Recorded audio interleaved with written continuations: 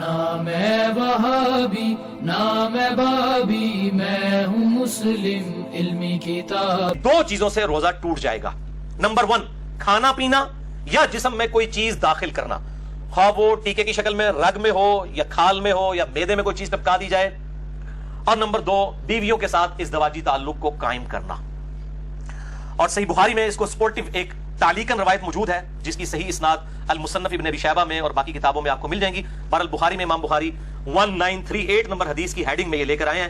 ابن عباس کا قول، وہ فرماتے ہیں کہ روزہ جسم میں کوئی شے داخل کرنے سے ٹوٹے گا، کوئی شے نکالنے سے نہیں ٹوٹے گا۔ بالکل ایک کیٹاگوریکل ڈیسیژن انہوں نے کر دیا۔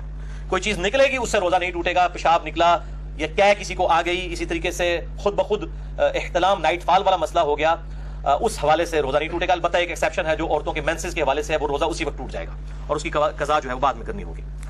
تو اس حدیث کے تحت کہ جسم میں چیز داخل کرنے سے روزہ ٹوٹ جائے گا، ٹیکا ہو، ڈرپ ہو یا بلڈ ڈونیشن ہو، خون کسی کو دینا ہو، کسی نے یعنی خون لگوایا اپنے جسم کے اندر، یا سگریٹ پینا ہو، ان سب چیزوں سے روزہ ٹوٹ جائے گا۔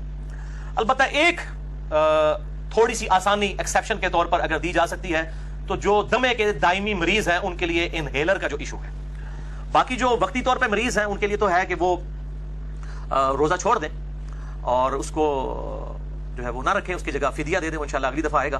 جو ورس کنڈیشن ہے یا کسی کو وقتی طور پر کوئی روزہ جو ہے وہ چھوڑنا پڑ گیا یا توڑنا پڑ گیا تو بعد میں اس ایک روزے کی قضا کر لے۔ لیکن جو یہ دائمی مریض ہیں جن کو سانس کا مسئلہ ہے، دمے کا پرابلم ہے اور وہ انہیلر یوز کرتے ہیں، ان کے لیے ایک ایکسیپشن اجتہاداً دی جا سکتی ہے اس حدیث کے تحت جو بخاری اور مسلم دونوں میں ہے، مشکات میں ہے 3724، کہ آپ صلی اللہ علیہ وآلہ وسلم جب بھی کسی صحابی کو کوئی پوسٹ دے کر گورنر بنا کر، خصوصاً اس میں آتا ہے معاذ بن جبل اور ابو موسیٰ اشعری کو بھیجا اور اس کے علاوہ باقی صحابہ کو بھیجتے تو ان سے 3 باتیں ارشاد فرماتے ہیں۔ نمبر 1 لوگوں کے لیے آسانی پیدا کرنا، تنگی نہ کرنا۔ نمبر 2 خوشخبری سنانا، نفرت نہ دلانا۔ نمبر 3 اتفاق رکھنا، اختلاف نہ کرنا۔ لیکن یہ اتفاق جو ہے وہ جھوٹ کی بنیاد پہ نہیں ہونا چاہیے، علمی دلائل کی بنیاد کے اوپر۔ یہ نہ ہو کہ وہ اتفاق کے چکر میں آپ توحید کے اوپر بھی، ختم نبوت کے اوپر بھی کمپرومائز کر لیں، یہ وہ اتفاق نہیں ہے، وہ فساد ہے۔ تو اس حدیث کے تحت انہیلر والا جو ایشو ہے اس کے اوپر علماء کی 2 رائے ہیں، اور میں بھی یہ سمجھتا ہوں کہ جو علماء کہتے ہیں کہ روزہ نہیں ٹوٹتا وہ رائے زیادہ مضبوط ہے، کیونکہ ایک پرماننٹلی ایک بندے کے ساتھ ایشو لگا ہے۔ اور اگر وہ کہتے ہیں روزہ ٹوٹ جاتا ہے، پھر جن لوگوں کا یہ موقف ہے کہ انہیلر سے روزہ ٹوٹتا ہے، ان کو پھر بالکل میدان عمل میں اتر کے یہ کہنا چاہیے کہ جو دمے کے مریض اور انہیلر یوز کرنے والے مریض ہیں ان پہ روزہ فرض ہی نہیں ہے، وہ صرف فدیہ دیا کریں، تو پھر ان کا اجتہاد مکمل ہوگا۔ میں ان کے ساتھ ہوں، جرأت کریں یہ کہیں پھر کہ ان پہ روزہ نہیں، جرأت کر کے کہیں نا، جب وہ انہیلر والا ایشو ہے تو کبھی بھی روزہ نہیں رکھ سکتا کیونکہ اس کے ساتھ پرابلم رہتا ہے کنٹینیوسلی، تو یہی کہیں کہ پھر وہ روزہ نہ رکھے، فدیہ دے، تو بالکل یہ اجتہاد بھی انڈورس ہوگا، اس کے اوپر کوئی فتویٰ نہیں ہوگا اگر کوئی اجتہاد کے ساتھ یہ معاملہ کرتا ہے۔ اسی کانٹیکسٹ میں جو خون دینا ہے، ڈونیٹ کرنا ہے، بلڈ کوئی دے کسی کو، اپنا خون نکالے، تو ظاہر ہے وہ نکل رہا ہے، اور وہ ابن عباس کا قول ہے کہ نکلنے سے کوئی چیز روزہ نہیں ٹوٹے گا۔ تو اس حوالے سے بخاری اور مسلم کی ایک حدیث ہے مشکات میں 2002 کہ ابن عباس کہتے ہیں کہ نبی صلی اللہ علیہ وآلہ وسلم احرام کی حالت میں بھی اور روزے کی حالت میں بھی الحجامہ یعنی پچھنے لگوایا کرتے تھے، جسے ہم کپنگ کہتے ہیں، یہ طریقہ علاج ہے جس میں خون نکالا جاتا ہے۔ تو روزے کی حالت میں آپ صلی اللہ علیہ وآلہ وسلم خون نکلوا لیا کرتے تھے، تو بلڈ ڈونیشن بھی اسی کے اندر آئے گی، اگر خون نکال لیا جائے جسم سے تو روزہ نہیں ٹوٹے گا۔ البتہ اس میں ایک ایکسیپشن ہے، وہ صحیح بخاری میں حدیث ہے مشکات میں 2016 کے انس بن مالک سے پوچھا گیا کہ آپ لوگ روزہ دار کے جو پچھنے لگوانے ہیں الحجامہ، اس کو نبی صلی اللہ علیہ وآلہ وسلم کے دور میں مکروہ کیوں جانتے تھے؟ تو انس بن مالک نے کہا کہ ہم اسے مکروہ نہیں جانتے تھے، یہ بالکل ٹھیک ہے، ہاں مگر کمزوری کے سبب۔ اگر کسی کو یہ خطرہ ہو کہ وہ جب بلڈ ڈونیٹ کرے گا تو اتنی کمزوری ہو جائے گی کہ بلڈ پریشر اس کا ڈراپ ہو جائے گا اور روزہ نبھا نہیں سکے گا، تو ایک حدیث میں آتا ہے کہ آپ صلی اللہ علیہ وآلہ وسلم نے بھی پچھنے لگوانے کے بعد روزہ افطار کر لیا۔ اگر کمزوری والا معاملہ ہو تو پھر آپ روزہ توڑ سکتے ہیں اور اس کی ایک قضا کریں گے، اس میں کوئی گناہ بھی نہیں ہوگا، ظاہر مجبوراً کسی کو بلڈ ڈونیٹ کیا جاتا ہے۔ اس حوالے سے صحیح بخاری میں تعلیقاً ایک روایت ہے مشکات میں 2017 کے ابن عمر روزہ کی حالت میں حجامہ کروایا کرتے تھے، پھر چھوڑ دیا، یعنی جب بوڑھے ہو گئے، کمزور ہو گئے، تو پھر وہ رات کے وقت میں الحجامہ کروایا کرتے تھے، پچھنے لگوایا کرتے تھے۔ اب اسی پہ جو کیا والا ایشو ہے، ومٹنگ کا، الٹی کر دینا جسے ہم کہتے ہیں اپنی مادری لینگویج میں، وہ بھی ہوگا کہ اگر کسی پہ کمزوری طاری ہو جائے الٹی کرنے کے بعد تو ٹھیک ہے، وہ روزہ اپنا اسی وقت کھول لے، بعد میں قضا کر لے، اور اگر اس کو خود بخود جو الٹی آئی ہے، کیا آئی ہے، اس کے بعد وہ روزہ چلا سکتا ہے، چلائے، کوئی روزہ نہیں ٹوٹے گا کیونکہ جسم سے چیز باہر نکلی ہے۔ صحیح بخاری 1938 کی ہیڈنگ تعلیقاً کہ نکالنے سے کوئی چیز روزہ نہیں ٹوٹے گا۔ کیا کا مسئلہ جو ہے جامع ترمذی، سنن ابی داؤد اور مشکات میں 2008 ہے کہ نبی صلی اللہ علیہ وسلم کو ایک دفعہ قے آئی تو آپ نے روزہ افطار کر لیا، یعنی کھول لیا، قے آئی تو روزہ کھول لیا کمزوری کے سبب۔ یہ کمزوری کا لفظ میں کیوں بول رہا ہوں؟ کیونکہ صحیح بخاری میں موجود ہے تعلیقاً 1938 کی ہیڈنگ کے اوپر حضرت ابو ہریرہ کہتے ہیں جب کوئی شخص قے کرے تو روزہ نہیں ٹوٹتا، کیونکہ اس سے تو چیز باہر آتی ہے, اندر نہیں جاتی. اور ابن عباس کا بھی قول ساتھ موجود ہے کہ روزہ ان چیزوں سے ٹوٹتا ہے جو جسم کے اندر داخل کی جاتی ہیں, نہ کہ ان چیزوں سے جو باہر نکالی جاتی ہیں. ان کی پوری اسناد مصنف ابن ابی شیبہ میں اور باقی کتابوں میں موجود ہیں, بخاری میں بھی تعلیقاً موجود ہیں. البتہ وہ حدیث جو پبلک میں مشہور ہے وہ بڑی کمزور ہے, ترمذی, ابو داؤد اور ابن ماجہ میں, مشکات میں 2007, کہ آپ صلی اللہ علیہ وآلہ وسلم نے فرمایا جو شخص خود جان بوجھ کر کیا کرے انگلی ڈال کے, اس کا روزہ ٹوٹ گیا, اب اس کی قضا بھی کرے گا. اور جس کو خود بخود آ جائے, یعنی خود نہیں اس نے کی ہے, آٹومیٹکلی آ گئی طبیعت کی خرابی کی وجہ سے, تو اس کا روزہ نہیں ٹوٹے گا. یہ حدیث جو ہے اس کو امام ترمذی نے کہا یہ ضعیف ہے, اور انہوں نے کہا میرے استاد امام بخاری بھی اسے ضعیف کہتے تھے. امام ترمذی نے ساتھ لکھا اس میں حشام بن حسان مدلس ہے اور ان سے روایت کر رہے ہیں, سما کی تصریح نہیں ہے. البتہ اس کو سپورٹیو ایک صحیح روایت موجود ہے موقوفاً ابن عمر رضی اللہ تعالیٰ عنہ سے, المصنف ابن ابی شیبہ میں انٹرنیشنل نمبر کے مطابق 9188. ابن عمر رضی اللہ تعالیٰ عنہ فرماتے ہیں جو شخص جان بوجھ کر کیا کر دے, یعنی جان بوجھ کے انگلی ڈال کے, تو وہ شخص پھر اپنا روزہ افطار اسی وقت کر لے, اس کا روزہ ٹوٹ گیا.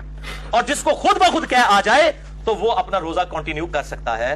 لیکن وہ بھی اگر کمزوری آ گئی, تو وہ آپ حدیث سن چکے, آپ صلی اللہ علیہ وسلم کے ساتھ ایسا معاملہ ہوا. تو اگر کسی کو صبح ہی الٹی آ گئی اور روزہ جو ہے وہ 15-16 گھنٹے کا, اس کو پتا پیٹ تو خالی ہو گیا, میرے تو بھوکنا کم ہو جائے گا, تو وہ کھول لے روزہ. پھر اس کو اجازت ہے کیا والے کو کہ وہ روزہ نہ رکھے, اور اگر وہ چلانا چاہتا ہے تو چلائے, وہ روزہ شمار ہوگا. اسی طریقے سے بعض اوقات سحری کے بعد کھٹے ڈکار وغیرہ آ جاتے ہیں, تھوڑی سی الٹی گلے میں آئی, منہ میں آئی, پھر واپس چلی گئی, اس سے بھی روزہ نہیں ٹوٹے گا.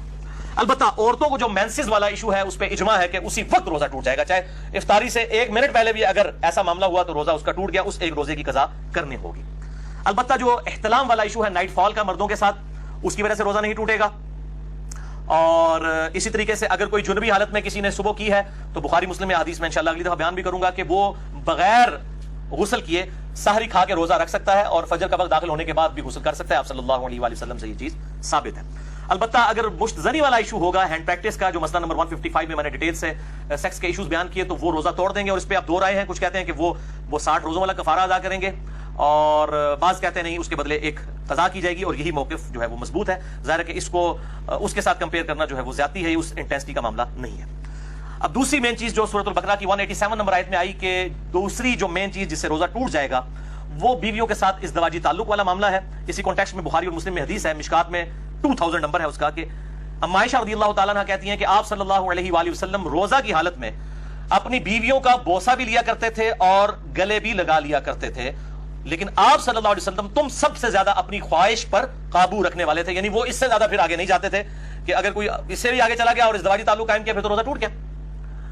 تو یہ پرسن ٹو پرسن پھر ویری کرے گا. سنن ابی داؤد میں حدیث ہے, مشکات میں 2006, ایک آدمی نے آ کر آپ صلی اللہ علیہ وسلم سے پوچھا کہ کیا میں روزہ کی حالت میں اپنی بیوی کے ساتھ جو ہے وہ گلا لگانے والا معاملہ کر سکتا ہوں, تو آپ صلی اللہ علیہ وسلم نے اجازت دے دی.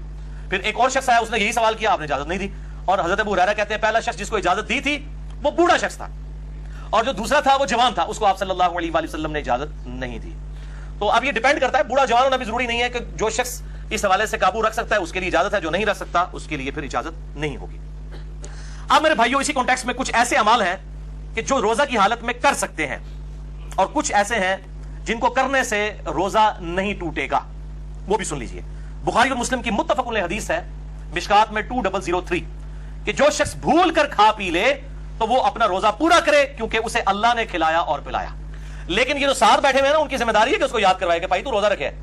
بعض لوگ کہتے ہیں جی کھانے دیں اس کو, خیر ہے بیچارہ, اس کو اللہ کھلا رہا ہے, کھلا نہیں, فوراً بتائیں, شرعی حکم اس کو بتائیں کہ تیرا روزہ ہے, اور وہ روزہ پھر وہ جس طرح اس کو پتا چلے گا اسی وقت اس کے منہ میں بھی جو لقمہ ہے اس نے پھینک دینا ہے. وہ ایک دانہ بھی اگر اندر لے گیا چاولوں کا یا پانی کا تھوڑا سا گھونٹ بھی, تو اس کا روزہ پھر ختم ہو جائے گا. یہ بالکل یاد رکھیں.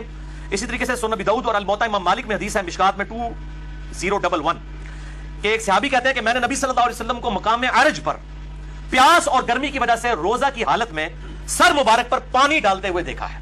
یعنی اگر کسی کو روزہ لگ رہا ہے تو یہ سنت ہے کہ بار بار نہا کے روزے کو ٹھنڈا کیا جائے. اور ادھر جو مولوی ہیں انہوں نے شامت اٹھائی ہوتی ہے اعتکاف والوں کی, اور ان کو بالکل گندا مندہ کر کے اعتکاف میں بٹھایا ہوتا ہے. وہ کہتے ہیں جی جو پہلے دن آپ نے کپڑے پہنے یہی 10 دن پہن کے رکھنے ہیں, کوئی ناخن نہیں کاٹنے, غسل فرض کے علاوہ غسل نہیں کرنا, کیونکہ آپ مسجد سے باہر نہیں نکل سکتے بغیر مجبوری کے, تو وہ تو اعتکاف ٹوٹ جائے گا. تو یہ مسجد کی باؤنڈریز میں وہ فنائے مسجد جو ہے, جو غسل خانے ہیں اور ٹوائلٹس ہیں, یہ فنائے مسجد کی باؤنڈریز میں شمار ہے شرعی احکام سے. بلکہ بخاری اور مسلم میں موجود ہے, نبی صلی اللہ علیہ وسلم تو سیدہ صفیہ کو اپنے گھر تک چھوڑنے کے لیے گئے تھے اعتکاف کی حالت میں.